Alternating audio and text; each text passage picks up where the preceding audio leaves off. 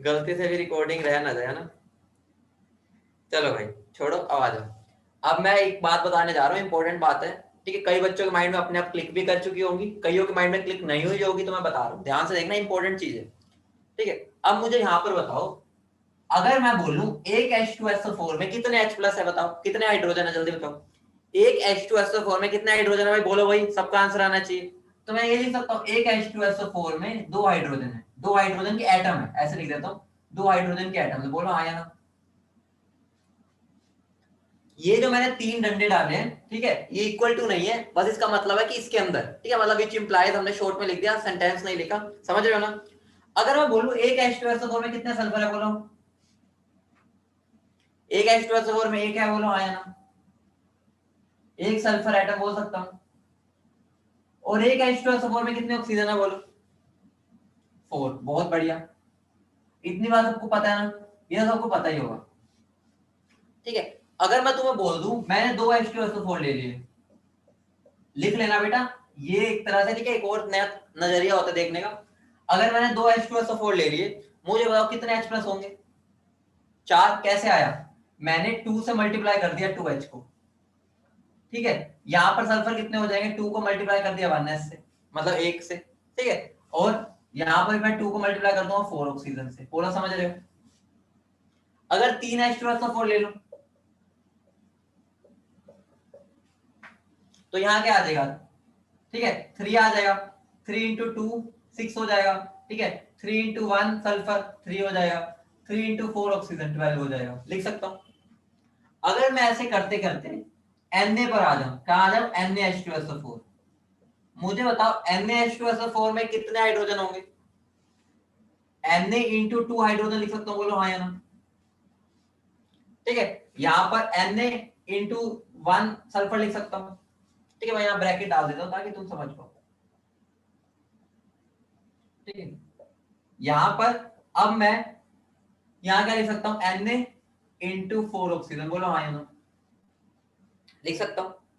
इसका मतलब मैं NaH2SO4 को क्या बोल सकता हूं, क्या मैं इसको ये बोल सकता हूं, वन मोल H2SO4, ठीक है। अगर मैं इसको वन बोल सकता हूं, मैं ये बोल सकता हूं वन मोल H2SO4 में दो मोल हाइड्रोजन होंगे, इतनी बात किसी को दिक्कत तो नहीं। ऑब्वियस सी बात है, मैंने वन Na मेरा एक मोल होता है, तो टू Na क्या हो जाएगा, टू मोल, ठीक है। मैं यहाँ पर वन मोल सल्फर बोल सकता हूँ, बोलो हाँ या ना। अब मैं यहाँ पर फोर मोल ऑक्सीजन बोल सकता हूँ, हाँ या ना। तो ये वाली लाइन सबको समझ आ गई, बोलो हाँ या ना। ये वाली बात सबको समझ आ गई, ठीक है, अंडरस्टूड सी बात थी। लेकिन मैं यहाँ पर एक चीज बताना चाह रहा हूँ, जैसे मान लो मैंने क्वेश्चन पूछा, ठीक है, मान लो मेरा क्वेश्चन है, मेरे दो मोल H2O में हाउ मैनी ऑक्सीजन एटम्स, ध्यान समझना, हाउ मैनी ऑक्सीजन एटम्स। इसको मैं दो तरीके से करवा रहा हूँ, ठीक है, दो तरीके से लिख रहा हूँ, ठीक है। मैं सिंपल वाला एग्जांपल ले रहा हूँ, तुम हर जगह अप्लाई कर सकते हो। एक तरीका हो गया, पहले मैं टू मोल्स H2SO4 से नंबर निकाल लूं कितना होगा, तो मैं बोल सकता हूँ नंबर ऑफ H2 कितना हो जाएगा, बोलो। टू Na बोल सकता हूँ, टू Na मोलिक्यूल हो जाएगा, बोलो हाँ या ना। अब मुझे पता है टू Na मोलिक्यूल्स है, एक के अंदर मेरे दो है, तो मेरा फोर Na हो जाएगा, फोर Na ऑक्सीजन एटम, बोलो हाँ या ना। ऐसे बोल सकता हूँ, ठीक है। एक तो ये तरीका हो गया, पहले मैंने H2SO4 के मोलिक्यूल निकाल लिए, फिर मैंने देख लिया एक में कितने है, उसको मल्टीप्लाई कर दिया, ठीक है। ये वाला मेथड मैं तुम्हें सिखा रखा है, ठीक है। दूसरा वाला मेथड है एक ही बात ही, ठीक है, अलग कुछ नहीं है। दूसरे वाले में क्या होगा, मैं ये बोल सकता हूं, एक मोल H2SO4 में, एक मोल H2SO4 में, तो H2SO4 कह रहा हूं, ठीक है, H2O, मैं H2O की बात कर रहा हूं, तो मैं H2O का एग्जांपल ले रहा हूं, ठीक है। एक मोल H2O में मैं ये बोल सकता हूं, अगर एक मोल H2O है तो उसके अंदर मेरे दो मोल हाइड्रोजन होंगे, बोलो हाँ या ना, ये बात बोल सकता हूं, ठीक है। एक मोल H2O में दो मोल हाइड्रोजन है, बोल सकता हूं, ठीक है। इसका मतलब मेरे पास क्या आ गया, दो मोल हाइड्रोजन आ गया। अब मोल को अगर नंबर में कन्वर्ट करना है, बोलो, किसके बारे में पूछा मैंने? इसी के बारे में पूछा है ना। हाँ, अब मेरे पास एक में 2 मोल हाइड्रोजन है, तो 2 मोल H2O में कितने होंगे बोलो? 4 मोल होंगे या नहीं होंगे? बोलो हाँ या ना, बोलो। अब मेरे पास 4 मोल अगर हाइड्रोजन हो गए हैं, अगर मुझे मोल से नंबर में जाना है तो मुझे सिर्फ क्या कर देना है, इसको मुझे Na से मल्टीप्लाई कर देना। बोलो हाँ या ना, ठीक है। तो क्या बन जाएगा मेरा? 4Na oxygen atoms. बोलो सबको बात क्लियर है? हाइड्रोजन, सॉरी, ठीक है, 4Na हाइड्रोजन, ठीक है, जिसकी भी बात हो रही है 4Na यहाँ पर मेरा क्या हो जाएगा? हाइड्रोजन। देखो आंसर यहाँ पे भी हाइड्रोजन आएगा, ठीक है, मैंने यहाँ हाइड्रोजन की बात की थी ना, तो यहां पर भी मेरा आंसर यही आ रहा है, यहां पर भी यही आ रहा है। फर्क क्या है? फर्क सिर्फ ये है, मैंने यहां पर पहले H2O के कितने निकाले, ठीक है, पहले H2O मॉलिक्यूल्स निकाले फिर नंबर निकाला। यहां मैंने उल्टा किया, पहले मैंने देख लिया एक में कितने हैं और उसके बाद फिर मैंने आगे किया। समझ रहे हो ना दोनों में डिफरेंस? तो दोनों कंसेप्ट सही है, कोई भी कुछ भी लगा सकते हो। क्लियर है? बोलो इतनी बात। तो ये मैंने इसलिए बता दिया, कई जगह पर ना एग्जामिनर या तुम सीधा भी ऐसे बोल सकते हो कि एक मोल में इतने मोल है। समझ गए इतनी बात? बोलो इतनी बात क्लियर है? ये वाला मेथड कई बार आसान भी पड़ जाता है। एक क्वेश्चन देता हूं, चलो करवा ही देता हूं, ठीक है, बहुत अच्छा मेथड है ये, बहुत शॉर्टकट की तरह काम करता है। एक क्वेश्चन करा देता हूं, इस पे नोट कर लिया ना सबने ये बात? ठीक है, नोट कर लिया। चलो क्वेश्चन कराऊंगा ना, ज्यादा क्लियर होगा, ठीक है, क्वेश्चन कराऊंगा उससे ज्यादा क्लियर होगा। एक आधा और क्वेश्चन कराता हूं।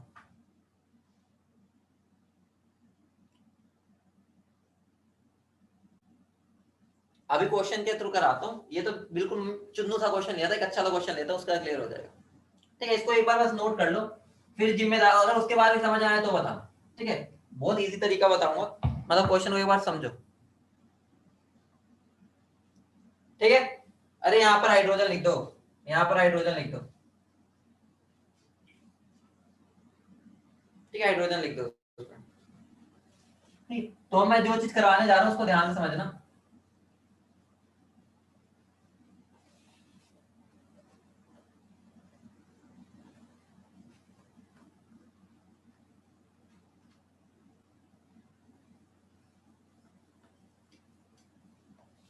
मेरा क्वेश्चन है तुमसे, याद करो हमने क्वेश्चन किया था, ठीक है, कि कैलकुलेट क्वेश्चन था, उसको करा ही देता हूँ, ठीक है, वरना मेरे माइंड में रहेगा कि रह गया था।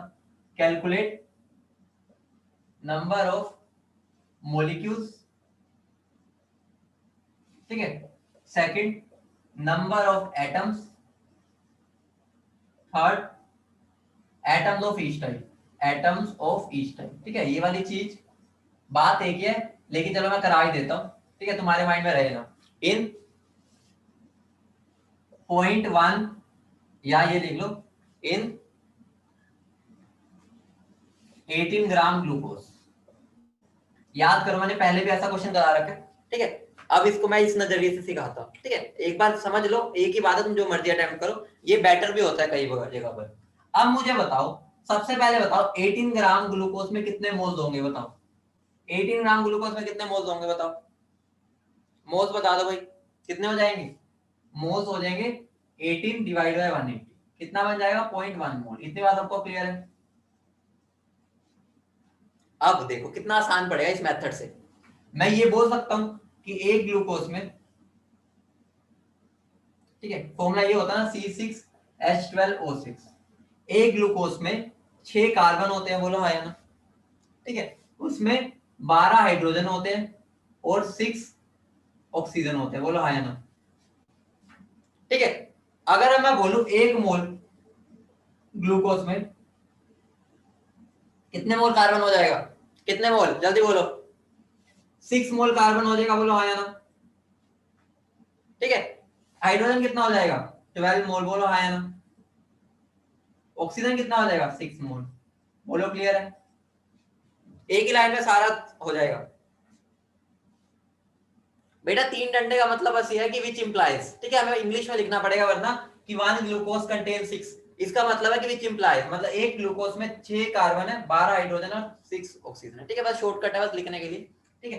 अब देखो, अगर मैं यहां पर बोलना चाहूं, मुझे बताओ, अब मेरे से पूछा कितने में है? 0.1 में, बोलो हाँ या ना, ठीक है, तो मेरे 0.1 मोल ग्लूकोज में कितने मोल कार्बन हो जाएंगे, जल्दी बोलो कितने मोल हो जाएंगे?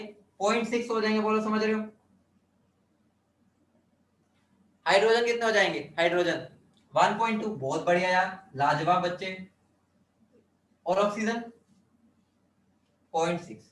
मतलब मैंने यहां पर सीधा मैं आगे तक मोल्स की टर्म में ले आया।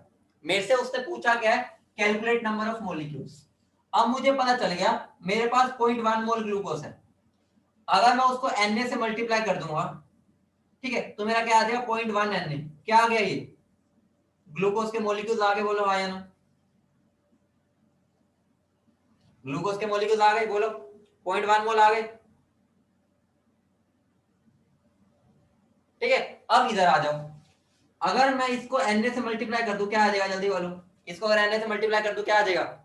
कार्बन के एटम्स यही आएंगे ना। मोल्स को अगर मैं Na से मल्टीप्लाई कर देता हूं वो मुझे नंबर दे देता है, और यहाँ पर नंबर किसका आएगा? कार्बन का, और कार्बन एटम है। ठीक है, तो मैं क्या बोल सकता हूँ 0.6 Na कार्बन एटम आ गए, बोलो। इसको अगर मैं Na से मल्टीप्लाई कर दूंगा क्या आ जाएगा? 1.2 Na हाइड्रोजन एटम, बोलो हाँ या ना? इसको अगर मैं Na से मल्टीप्लाई कर दूंगा तो क्या आ जाएगा 0.6 Na ऑक्सीजन एटम्स, बोलो समझ रहे हो? ठीक है, अब मुझे बताओ ये मेरा आंसर किसका मिल गया मुझे? इसका, ये और ये। जो उसने मेरे से एटम्स ऑफ ईच टाइप पूछा था उसका मुझे अलग अलग आंसर मिल गया बहुत चुटकियों में। ठीक है, और अगर टोटल पूछा है तो टोटल में इन सबको ऐड कर दूंगा। ठीक है, इन सबको ऐड कर दूं, या फिर मैं इसी को यूज कर लूं। कैसे यूज कर सकता हूं इसको? मैं इसको किससे मल्टीप्लाई कर दूंगा, बताओ किससे मल्टीप्लाई करूं इसको? इसको मैं 24 से मल्टीप्लाई कर दूंगा, तो क्या बन जाएगा यहाँ 2.4 Na एटम्स। टोटल निकालने थे ना, एक के अंदर मेरे होते हैं 24, तो इतने में कितने हो जाएंगे ये? यहां से आंसर आ रहा है 2.4 Na।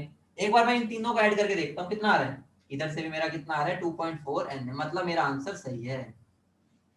फंडा समझ गए बेटा? यहां पर मेरे पास क्या आया था, यहां मेरे पास टोटल ग्लूकोज के मोलिक्यूल्स आए। अब मुझे देखना है टोटल एटम्स कितने हैं। सेकंड क्वेश्चन यही है ना, तो टोटल एटम्स अगर मुझे करने हैं तो मैं इतने मॉलिक्यूल्स को एक में कितने एटम है उससे मल्टीप्लाई कर दूंगा। एक के अंदर कितने हैं, देखो 6 12 6 24, तो इतने मेरे पास ग्लूकोज के मॉलिक्यूल्स है, एक के पास इतने हैं, तो टोटल एटम्स इतने हो गए। ठीक है, तो ये मेरा सेकंड पार्ट का आंसर हो गया। फर्स्ट पार्ट का आंसर ये हो गया, ठीक है, और थर्ड पार्ट का आंसर ये हो गया। ठीक है, ये भी एक तरीका होता है इन क्वेश्चन को करने का। चमक गया ना? अब थोड़ा सा कभी मोल की टर्म्स में बात करूंगा, दिक्कत तो नहीं होगी। मैं इसलिए पहले छोड़ दिया था कि चलो कोई नहीं, लेकिन कईयों को एक आधे को दिक्कत आएगी, इसलिए मैंने ये वाला भी समझा दिया। चमक गया ना? बहुत बढ़िया बेटा। चार्ज वाले पे इसलिए आ रहा हूँ, चार्ज वाले पे आ रहा हूँ, अब समझोगे ज्यादा आसान लगेगा। अब चार्ज वाले पे आ रहा हूँ। नमन बेटा 40 आंसर उसका नोट कर लिया ना सबने? ठीक है, ये अलग तरीका होता है नंबर ऑफ मॉलिक्यूल निकालने का, ये नोट कर लिया सबने? ठीक है, तो एक तुम्हें होमवर्क देता हूं, तुम्हें इसी मेथड से ना, इसी मेथड से एक क्वेश्चन दे रहा हूं। क्वेश्चन है तुम्हारा 9.8 ग्राम H2SO4 में तुम्हें तीनों चीजें बतानी है जो अभी मैंने इसमें पूछी थी। समझ रहे हो? Total number of molecules, total atoms और एटम्स ऑफ ईच टाइप, इसी मेथड से करना। ठीक है, इस वाले को होमवर्क है तुम्हारा, करके बताना। ठीक है, और क्लियर हो जाएगा अगर तुम एक बार अपने आप भी कर लो। ठीक है, चलो आगे बढ़ते हैं। बेटा हम बहुत स्लो चल रहे हैं, लेकिन कुछ ऐसा ना हो कि तुम्हें समझ ना आए। ठीक है, मैं सोचा था ये वाला मेथड रहने दूं, एक ही पकड़ते हैं, लेकिन कई बार ये काम आ जाता है, तो इसलिए मैंने अब ये भी करा ही दिया। ठीक है, तो ऐसे ना रह जाए कि कहीं पे यूज हो जाए फिर तुम्हें दिक्कत हो, या कहीं बुक्स में लिखो। ठीक है, तो ये क्वेश्चन कर लेना, होमवर्क है तुम्हारा, मुझे करके भेजना। अब मैं तुम्हें चार्ज वाली बात कराता हूँ। लास्ट क्लास में कैलकुलेशन ऑफ चार्ज हुआ था, उसको एक बार फटाफट देख लो। कैलकुलेशन ऑफ चार्ज, ध्यान से समझो। पहले मैंने तुम्हें एक बात समझाई थी उसमें कि एक मोल इलेक्ट्रॉन्स पे कितना चार्ज होता है, 96500 कूलम। इतनी बात याद है, जिसको मैंने बोला था 1 फैराडे है। ठीक है, ये वाली बात याद है, लास्ट क्लास में हमने की थी, कैलकुलेट भी करवाया था मैंने। ठीक है, क्लियर है ना? इतनी बात सबको याद है? बोलो फटाफट। ठीक है, याद है ना सबको ये वाली बात? अब देखो, मैंने जैसे क्वेश्चन तुम्हें क्या दिया था लास्ट क्लास में, मैंने तुम्हें लास्ट क्लास में जो भी क्वेश्चन था क्या वैल्यू दी थी फॉस्फेट वाली? फॉस्फेट वाली क्या वैल्यू दी थी एक बार बताना, कितने ग्राम दिया था मैंने, एक बार बता दो, मैं वही ले लेता हूँ, 19 ग्राम। ठीक है, मैंने मान लो 19 ग्राम दिया था।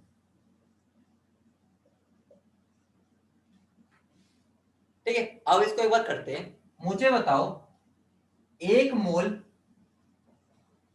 फॉस्फेट पर कितना चार्ज होगा, 1 मोल बोल रहा हूं मैं। 3 मोल इलेक्ट्रॉन के बराबर, बोलो हाँ या ना। एक फॉस्फेट पे 3 इलेक्ट्रॉन के बराबर, तो 1 मोल फॉस्फेट पे 3 मोल इलेक्ट्रॉन के बराबर, समझ रहे हो, बोलो, इतनी बात क्लियर है। लेकिन मेरे पास कितने मोल है, इससे अगर मैं मोल्स निकालता हूं कितना बनेगा, 19 डिवाइड बाय 95, क्या बनेगा ये 1/5, बोलो यही बनेगा ना, जिसको मैं 0.2 लिख सकता हूं, बोलो हाँ या ना। ठीक है, तो मुझे बताओ 0.2 मोल फॉस्फेट पे कितना चार्ज होगा, बोलो 0.2 इंटू 3 मोल इलेक्ट्रॉन्स के बराबर, बोलो हाँ या ना।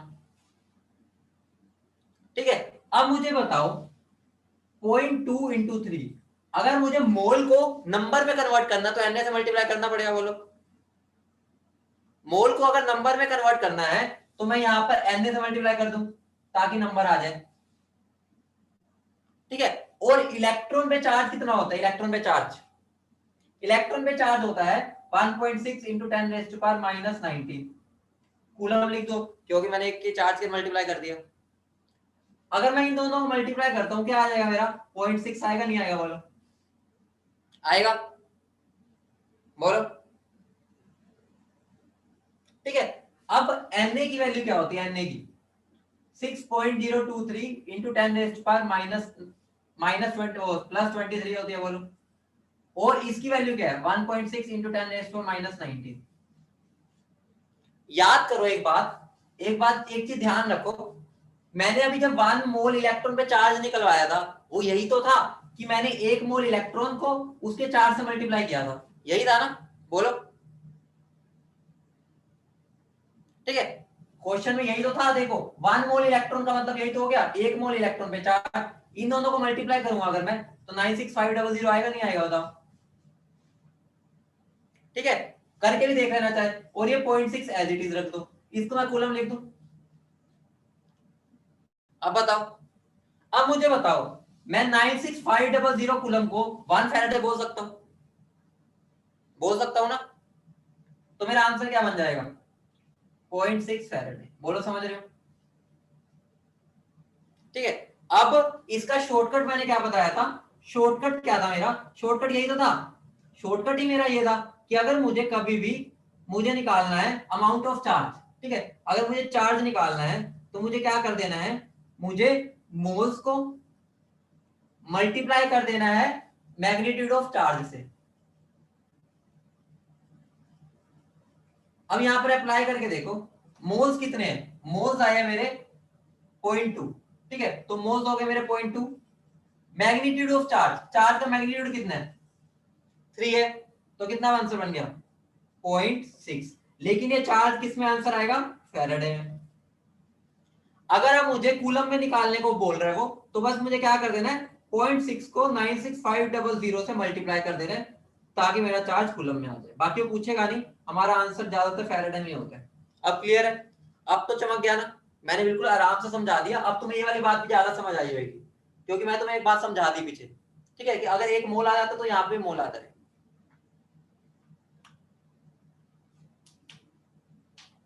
ठीक है, अब देखो कंपेयर कर लो, शॉर्टकट यहीं से तो बना है, ये देखो 0.6 एज इट इज रहा है, मेरा ये 0.6 आया और इसकी वैल्यू मेरी इतनी आई है और वो 1 फैराडे है, इसलिए 1 फैराडे। ठीक है, एक और क्वेश्चन देता हूं, क्वेश्चन का बताओ, चुटकियों में आंसर दोगे तुम हवा में। क्वेश्चन है मेरा, अगर मैं तुम्हें दे रहा हूं 1.92 ग्राम सल्फेट, इसमें चार्ज बताओ, 0.192 ग्राम सल्फेट, आंसर बताओ इसका कितना चार्ज होगा इन फैराडे, इन फैराडे।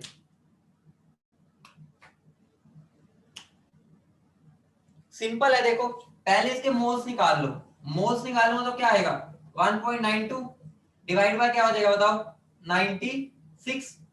ठीक है, ये आ जाएगा 100 यहाँ और ये चला जाएगा 2, तो नंबर ऑफ मोल्स कितने आ गए मेरे 0.02। इतनी बात क्लियर है। ठीक है, तो मेरा आंसर क्या बन जाएगा, नंबर ऑफ मोल्स कितने आए 0.202, चार्ज का मैग्नीट्यूड कितना है, कहां आ गया, चार्ज का मैग्नीट्यूड है 2, तो आंसर कितना बन जाएगा 0.04 फैराड। अब चमक गया, अब चमक गया ना, अब तो आसान लग रहा है, कुछ भी नहीं है, शॉर्टकट बहुत ही मजेदार चीज है, वरना ही लंबे वाले में तो जाना ही नहीं है। ठीक है, अगर वो साइन के साथ पूछेगा तो यहाँ पर नेगेटिव लगा देना, बाकी वो पूछेगा नहीं साइन, ठीक है, लेकिन अगर पूछता है तो भाई तुम्हें पता है नेगेटिव है। क्लियर है, बोलो। एक और क्वेश्चन देता हूं, अब चुटकी में सबका आंसर आना चाहिए। क्वेश्चन है मेरा,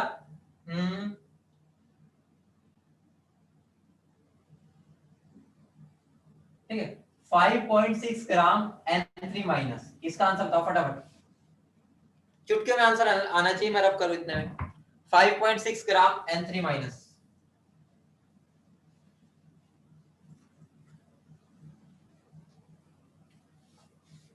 बहुत बढ़िया, रिजुल का आ गया, मयूर का आ गया, हार्दिक का आ गया, विठल का आ गया, मन ऐसे आ जाना चाहिए कि लाइन लग जाए, नमन का आ गया, दित्य का आ गया, बहुत बढ़िया, पलक, वैभव, ठाकुरदास, यशवी, बहुत बढ़िया, देखते हैं किसका आंसर सही है, लेकिन मुझे अभी भी फ्लक्चुएशन मिल रहा है आंसर में, 100% का एक आंसर नहीं मिला मुझे, 100% का आना चाहिए था।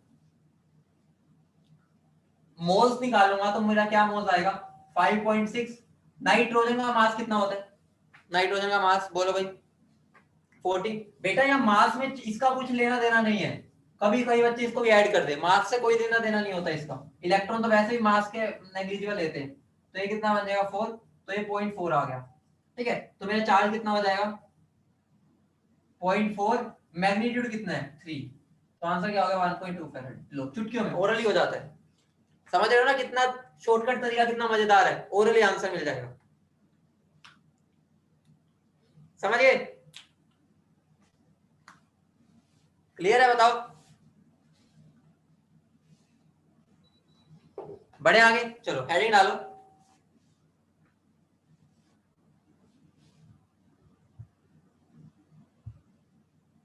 हेडिंग डालो बेटा, एवरेज एटॉमिक मास, जो बच्चों ने मेरा दिमाग खा लिया बिल्कुल कि सर वो कब कराओगे, वो कब कराओगे, जैसे पता नहीं उसी में से क्वेश्चन आने हैं सारे, सब होगा भाई,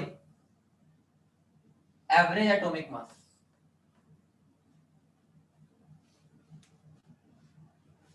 हेडिंग डालो एवरेज एटॉमिक मास,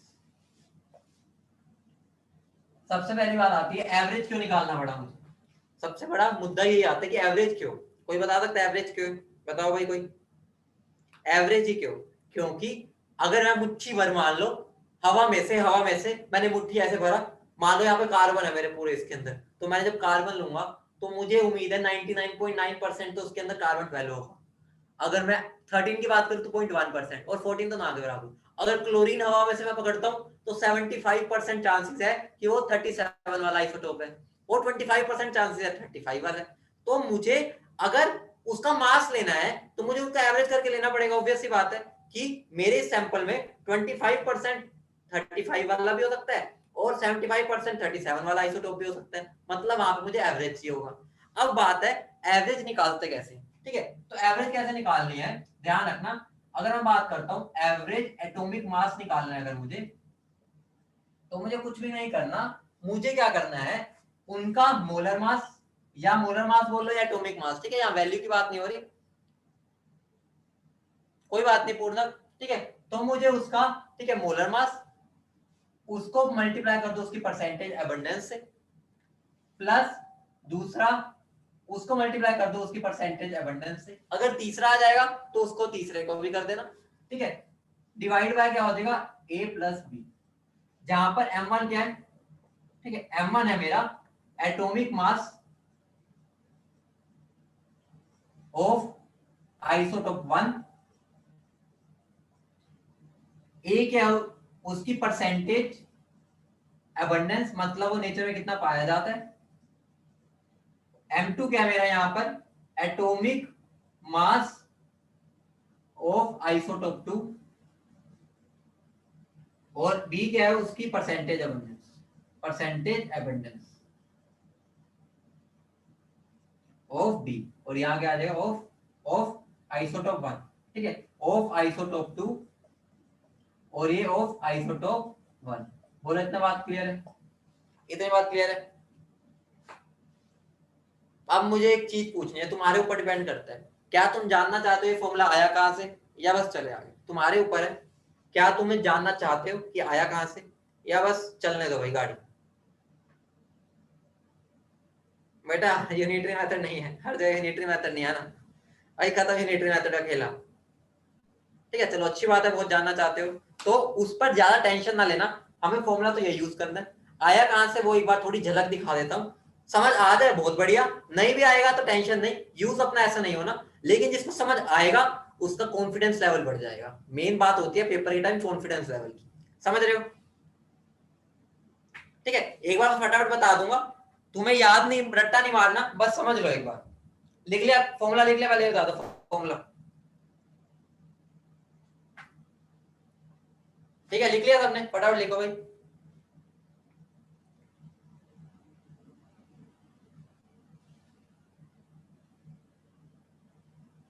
अब तुम्हें इतनी बात तो पता है ना, इतनी बात कि अगर वो एवरेज एटॉमिक मास पूछ रहा है तो तुम्हारा यूनिट क्या आएगी? यू।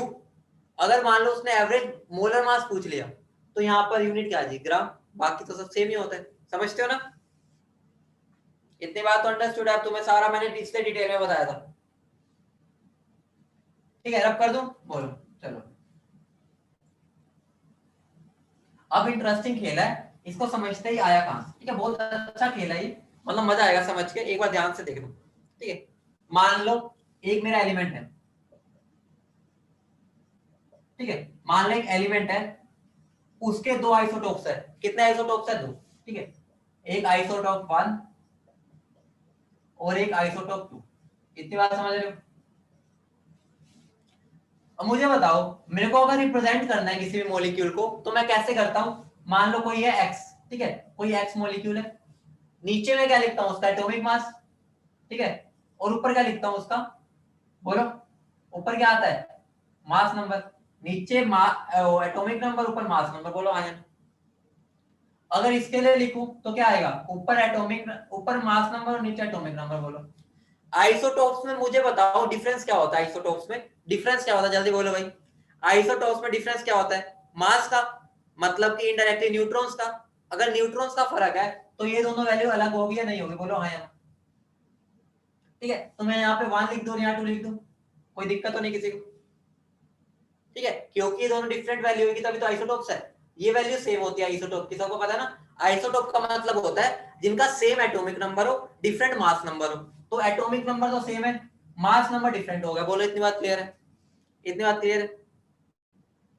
ठीक है, अब मुझे बताओ, मैंने तुम्हें उसी दिन बताया था मास नंबर और एटॉमिक मास में क्या कोई फर्क है मैग्नीट्यूड वाइज? अगर कोई बोले तो मैं बोलूंगा दोनों का मतलब अलग है, लेकिन जो दोनों की न्यूमेरिकल वैल्यू है वो क्या आती है? सेम। बोलो हाँ या ना? न्यूमेरिकल वैल्यू सेम होती है। अगर न्यूमेरिकल वैल्यू सेम है तो क्या मैं इसी को मास लेके चल लूं? क्या मैं इसी को मास लेके चल लूं? मतलब मैग्नीट्यूड तो चाहिए हमें, तो मैं इसको ऐसे लिख सकता हूं, बताओ। मैं इसको m लिख दूं, m मास ही तो हो गया, m लिख सकता हूं क्योंकि मैग्नीट्यूड तो सेम होता है। ठीक है, और यहां पर भी मैं इसको m1 लिख दूं, कोई दिक्कत किसी को? कुछ भी नहीं किया, मुझे पता है मास नंबर और एटॉमिक मास का मैग्नीट्यूड सेम होता है। ठीक है, तो बस मैंने यहाँ पर मास नंबर की जगह एटॉमिक मास पुट कर दिया। समझ रहे हो इतनी बात? बोलो, मतलब बस वहां पर उसकी रिप्रेजेंटेशन अलग कर दी।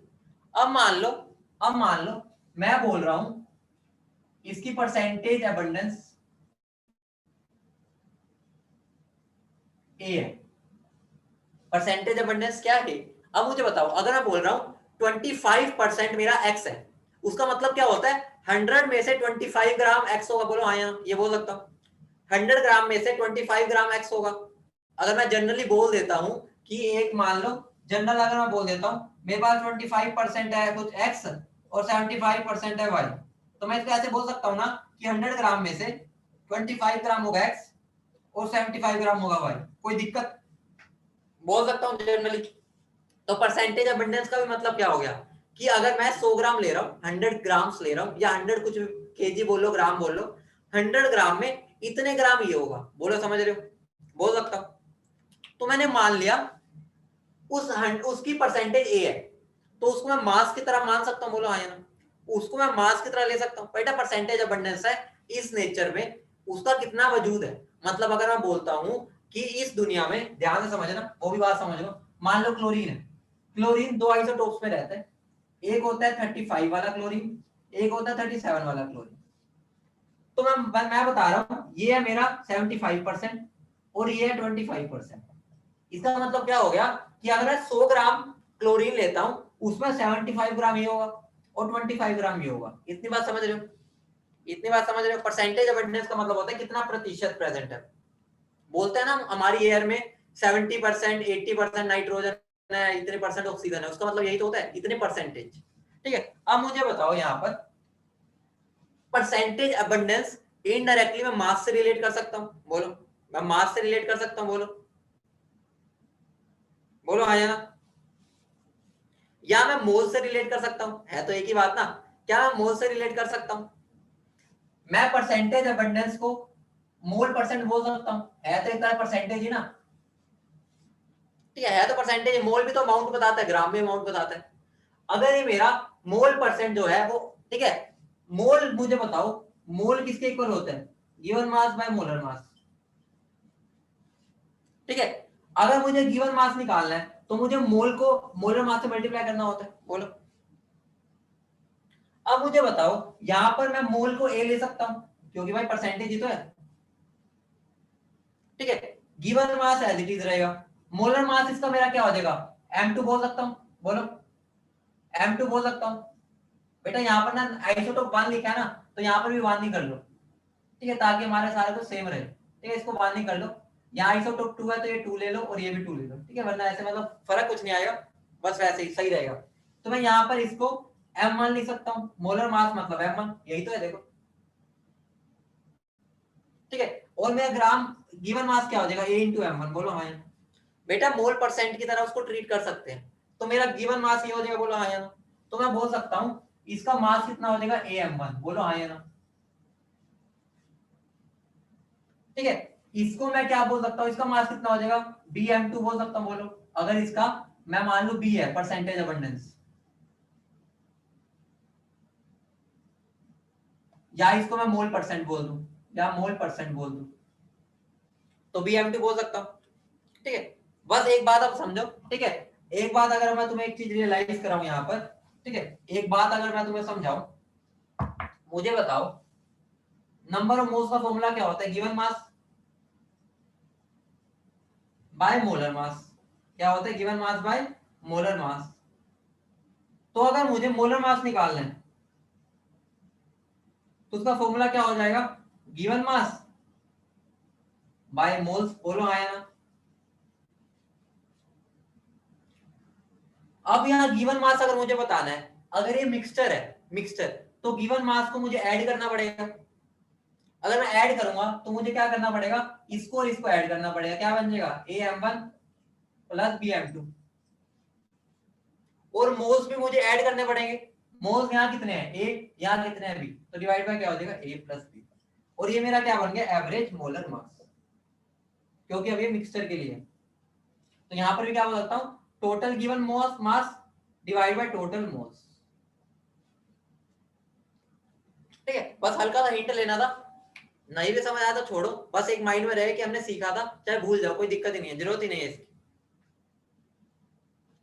तनुष्का बेटा बस ये चीज थी कि मोल परसेंट और जो मेरा परसेंटेज अबंडेंस है उनको हम सेम की तरह ट्रीट करेंगे। ठीक है, तो आगे तुम्हें यूज कराऊंगा तो समझ आ जाएगा। बेटा तुम्हारी मर्जी है, नोट करो ना करो, मुझे इसकी इतनी टेंशन नहीं है।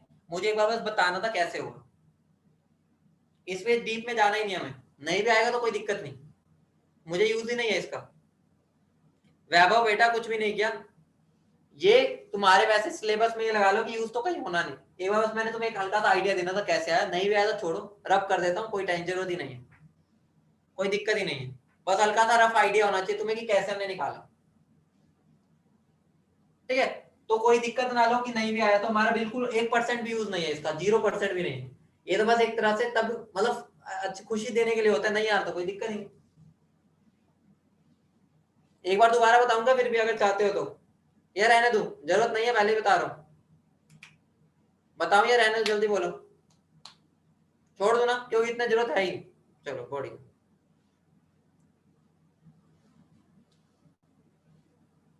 कर दो रिपीट या चलो, कुछ बच्चे कह रहे तो समझ लो बस। मेरे दो आइसोटोप्स थे, उनको मैंने ऐसे रिप्रेजेंट किया, उसके बाद यहाँ तक सबको समझ आ गया था। अब बात है, कभी भी अगर मेरे को परसेंटेज अबंडेंस होगी ना, हम उसको मोल परसेंट की तरह ट्रीट कर सकते हैं। मान लो कि दोनों एक ही चीज बता रही है एक तरह से, ठीक है, जितना मोल परसेंट ज्यादा उतना उसका अबंडेंस ज्यादा, ठीक है। अगर उसके मोल ज्यादा है तो भाई वो नेचुरली पाया भी ज्यादा रहा होगा। तो बस ये मान लो ए उसकी मोल परसेंट है, ठीक है। अगर मैं मोल परसेंट को मोल बोल सकता हूँ, मोल को अगर मैं मोलर मास से मल्टीप्लाई कर दूं तो गिवन मास आ जाता है, ठीक है। तो ये मेरा गिवन मास है, ये भी मेरा गिवन मास है। अब मुझे पता है मोलर मास निकालने का फॉर्मूला क्या होता है। मोलर मास अगर मुझे निकालना है तो मुझे गिवन मास को मोल से डिवाइड कर देना है, ठीक है। अगर मेरा एक सिंपल एलिमेंट होता है, किसके लिए, फॉर सिंगल एलिमेंट। अब ये तो क्या हो गया, मिक्सचर हो गया। अगर ये मिक्सचर है, फॉर अ मिक्सचर, तो मिक्सचर के लिए जो मेरा मोलर मास होएगा वो तो एवरेज ही आएगा, और एवरेज करने के लिए मुझे टोटल गिवन मास लेना पड़ेगा, डिवाइड बाय टोटल मोल्स लेने पड़ेंगे। टोटल गिवन मास कैसे हो जाएगा, इन दोनों को ऐड कर दो। टोटल मोल्स के लिए ये दोनों मोल परसेंट को ऐड कर दो और आंसर आ गया। अब क्लियर है, ठीक है, जितना भी परसेंट भी आ गया। अगर तुम्हें मान लो 50% भी समझ आ गया तो समझ लो कॉन्फिडेंस लेवल बढ़ चुका है, ठीक है। जरूरत ही नहीं है, 100 आ गया तो बहुत बढ़िया, 90 है फिर भी बढ़िया, ठीक है। तो इतनी टेंशन नहीं लेनी, बस समझ गया ना, इसके न्यूमेरिकल इंपॉर्टेंट है।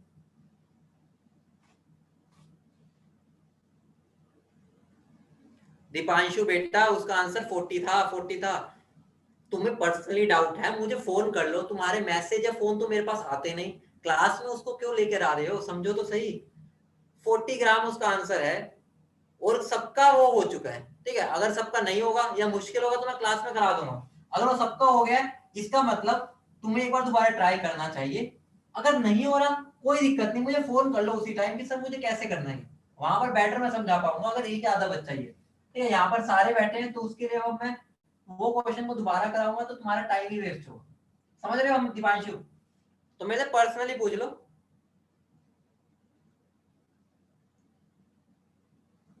ठीक है 40 बेटा, 40। अब क्वेश्चन पर आते हैं, क्वेश्चन क्या आएगा, क्वेश्चन देखो। क्वेश्चन है कैलकुलेट, क्वेश्चन तो बहुत आसान होता है इसके। Calculate average atomic mass of chlorine if it exist इन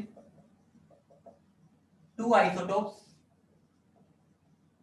ठीक है। दो आइसोटोप्स कौन कौन से हैं, क्लोरीन 35, क्लोरीन 37, इसकी परसेंटेज है 75, इसकी परसेंटेज है 25।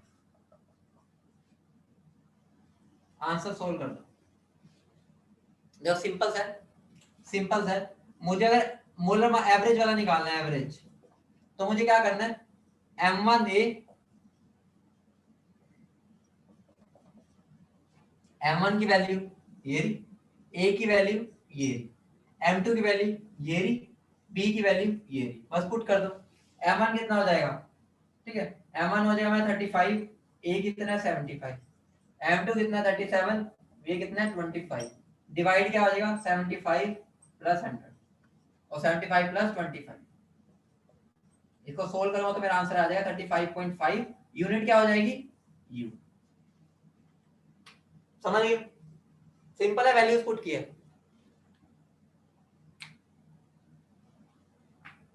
बोलो क्लियर है, सिंपल क्वेश्चन है, कोई दिक्कत तो नहीं इसमें। हाँ बेटा देवांश वो गिवन होगी, वो वैल्यू गिवन होती है, उसकी टेंशन ना लो,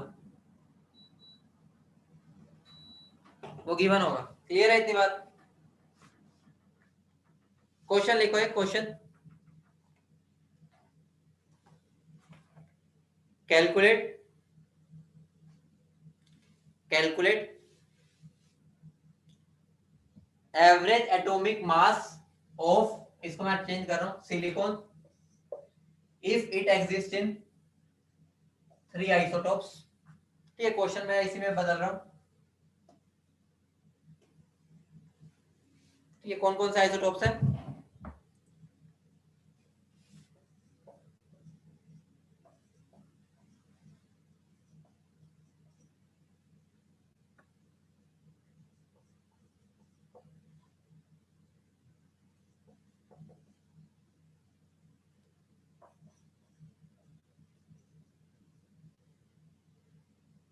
फोर 4.77।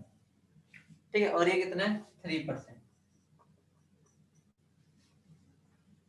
इसका मुझे एवरेज निकालना, एवरेज।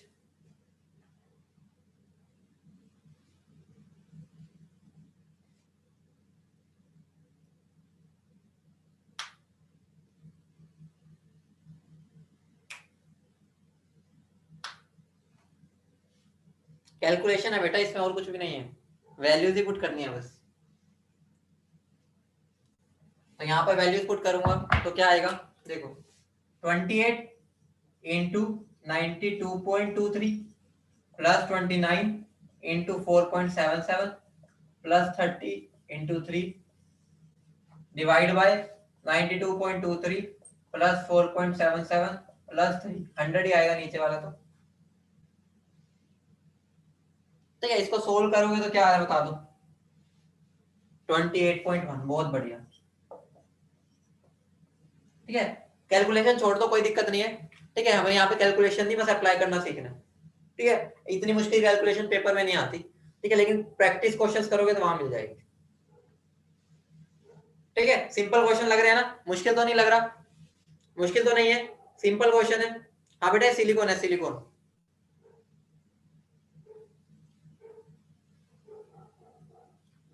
अगला क्वेश्चन लिखो, अगला क्वेश्चन लिखो।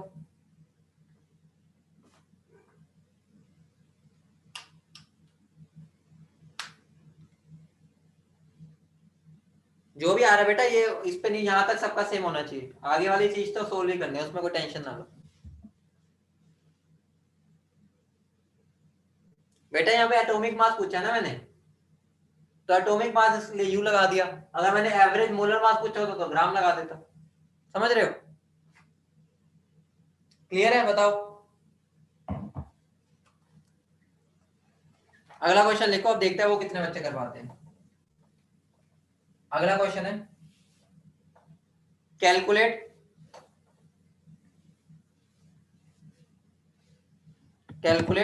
Percentage abundance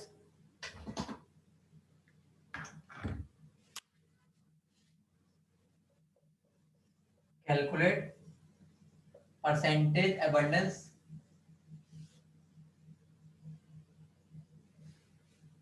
of Ag if it exists as two isotopes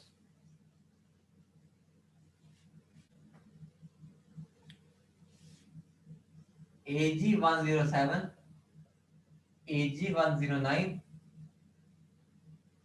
given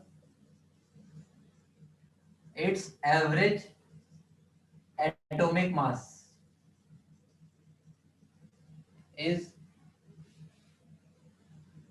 108.5 U।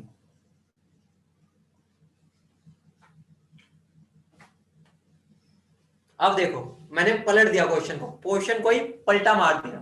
कैसे पलटा मार दिया? मैंने यहाँ पर उल्टा पूछ लिया। अभी तक मैं तुम्हें क्या देता था, मैं तुम्हें परसेंटेज अबंडेंस देता था और मास निकलवाता था। अब मैंने उल्टा कर दिया। मुझे बताओ अब मैं इसको कैसे करूंगा। मैं मान लूंगा मेरे पास टोटल परसेंटेज बताओ कितना होता है।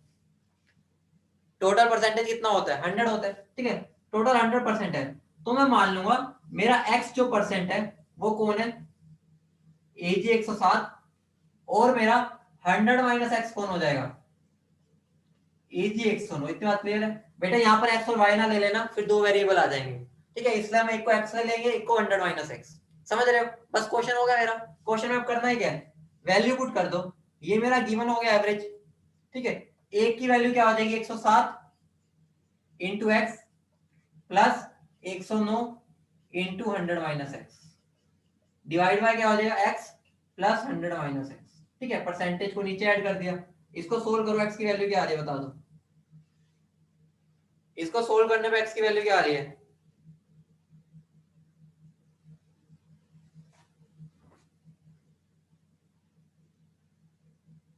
बोलो।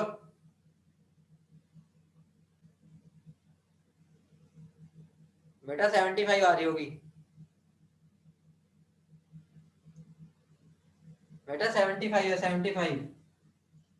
ये एक्स मेरा क्या बता रहा है? एक्स मुझे बता रहा है कि मेरा जो एज है वो 100, ठीक है। एक्स की वैल्यू अगर मैं यहाँ पे निकाल दिया कितनी आ रही है? 75 आ रही है, 25 आ रही है? 75 ना।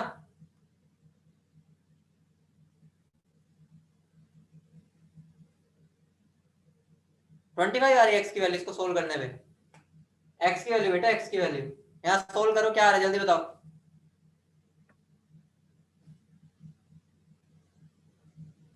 बेटा 75 आ रहा होगा या 25 आ रहा है, देख लेना जो भी आ रहा है, ठीक है।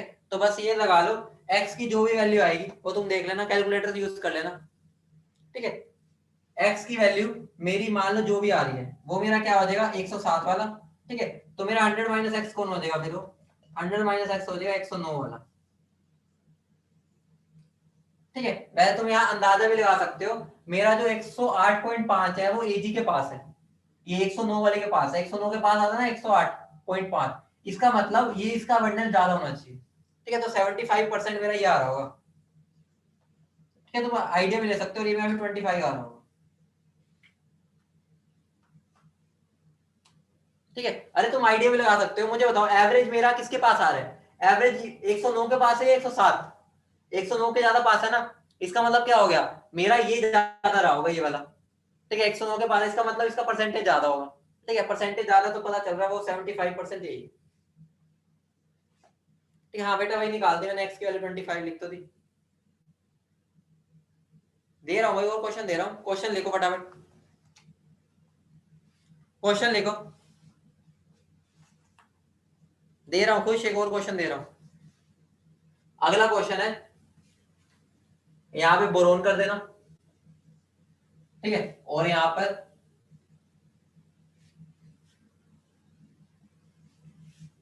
B10 और B11 कर दो, ठीक है। और एवरेज मुझे दे रखा है, एवरेज है 10.8, एवरेज है 10.8। अब इसको सोल्व कर दो, क्वेश्चन मैंने बदल दिया, ठीक है। तरीका यही रहेगा, एक को अगर मैं एक्स मान रहा हूं, मान लो मैं B10 को एक्स मान रहा हूं, तो 100 माइनस एक्स कौन हो जाएगा? B11, ठीक है। इसको सोल्व कर दो तो मेरा आंसर क्या बनेगा? 10.8 is equal to 10x plus 11 100 minus X divide by x plus 100 minus X, ठीक है। x की वैल्यू क्या आ जाएगी बता दो, इससे तो ये कट ही जाना है। बहुत बढ़िया यार, 20% x आ गया, इसका मतलब ये कौन हो गया? B10 मेरा 20 हो गया, ठीक है।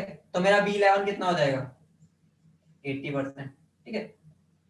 बेटा कैलकुलेटर मत यूज करो, भाई लोग मेरे, कैलकुलेटर मत यूज करो, पेपर में कैलकुलेटर नहीं आएगा लेकिन क्वेश्चन आ जाएगा ये पेपर में, यहाँ पर हाथ से करना पड़ेगा इनको, तो कैलकुलेटर मत यूज करो भाई, तुम्हारा वरना आगे जाके नुकसान हो जाएगा।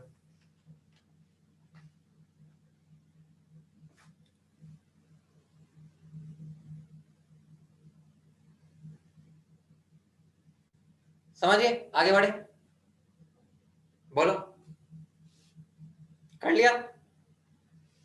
चलो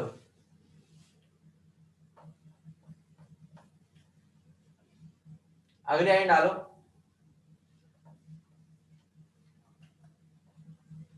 अगली लाइन डालो।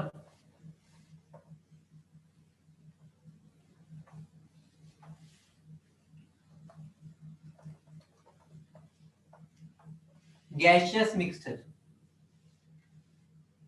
हेडिंग डालो गैसियस मिक्सचर।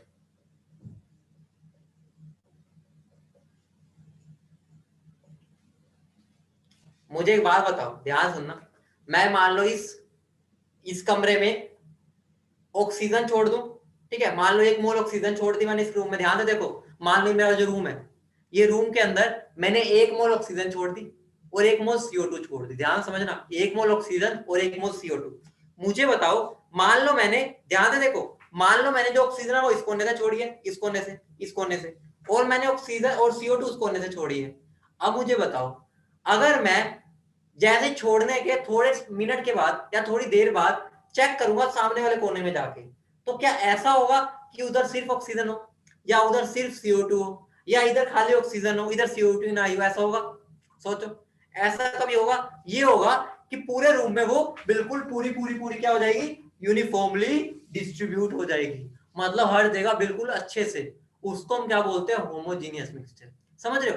अब अगर मैं मान लो मुट्ठी भर मैंने उस गैस को पकड़ा, मुट्ठी भर इस गैस को पकड़ा, अब मान लो मुझे उस गैस के बारे में पता करना है, तो मुझे तो अब इसका बताओ, मुझे क्या मैं बता सकता हूं कि इसके अंदर कितनी ऑक्सीजन है और कितनी CO2 है? ऑब्वियस ही बात है, मैंने ढूंढना मुश्किल हो जाएगा, लेकिन मैं इतना जरूर बता सकता हूं कि जब मैं इसको यूज करूंगा, मैं एज अ इंडिविजुअल यूज करूंगा। अब मैं इसको CO2 या O2 की तरह यूज नहीं करूंगा, मैं उसको उन दोनों का मिक्सचर की तरह यूज करूंगा। अगर वो अब एक अलग मिक्सचर की तरह यूज होगी, तो उसका एक एवरेज मोलर मास आता है, जिसको मैं क्या लिखना चाहूंगा, एवरेज मोलर मास, या एवरेज मोलर मास। तो फॉर्मूला बिल्कुल सेम रहेगा, फॉर्मूला वही है। फॉर्मूला क्या है यहाँ पर, M1N1 प्लस M2N2, ये जितनी भी गैसेस होगी वो ऐड करते जाओ, N1 प्लस N2। अगर 3 4 हो जाएगी तो उनको ऐड करते जाओ, ठीक है? यहाँ पर भी डॉट डॉट डॉट और यहाँ पर भी डॉट। जहां पर M1 क्या है, molar mass of gas A, M2 क्या है, molar mass of gas B, N1 क्या है, N1 है मोल्स या मोल रेशो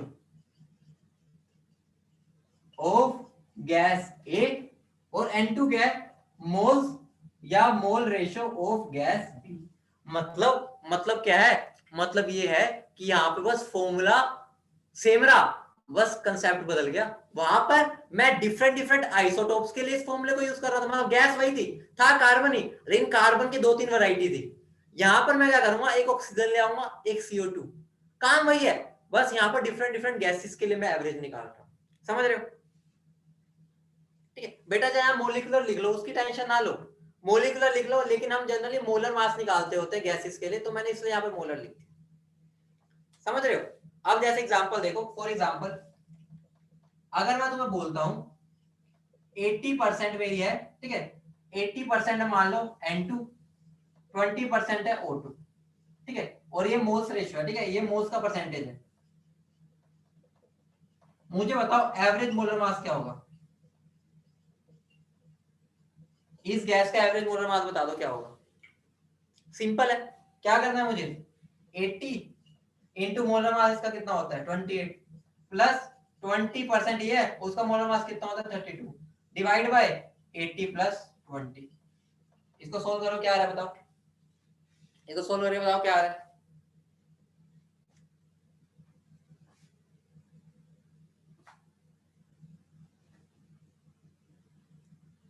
बोलो।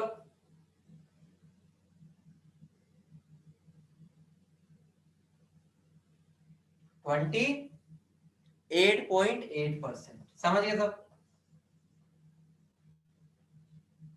ठीक है, तो मेरा आंसर क्या हो जाएगा 28.8। मतलब इस एयर का एवरेज मोलर मास मैंने निकाल लिया, एवरेज, मतलब अब वो O2 भी नहीं है, N2 भी नहीं है, अब वो मैंने एक अलग ही गैस मान ली जिसका एवरेज मोलर मास है मेरा 28.8। बोलो समझ गए? मेरा 28.8 आएगा। क्लियर है? बताओ।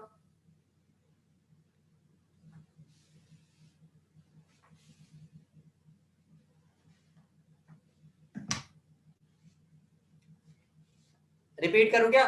समझ आ गया? सिंपल है, सेम ही चीज है, बस यहां पर मैंने अलग अलग गैसेस ले ली, ठीक है, वहां पर मैं अलग अलग आइसोटोप्स लेता था, कंसेप्ट वही है।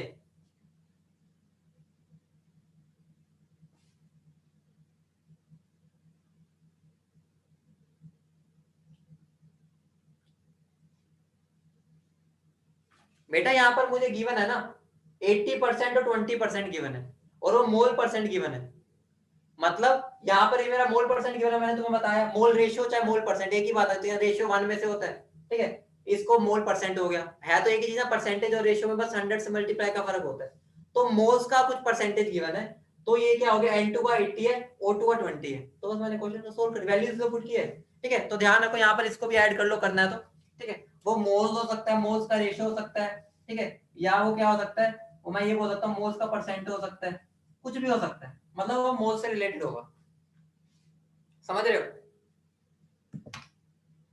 हाँ मैं कभी कराऊंगा, हाँ आंसर ग्राम में आएगा क्योंकि मैंने मोलर मास पूछ लिया।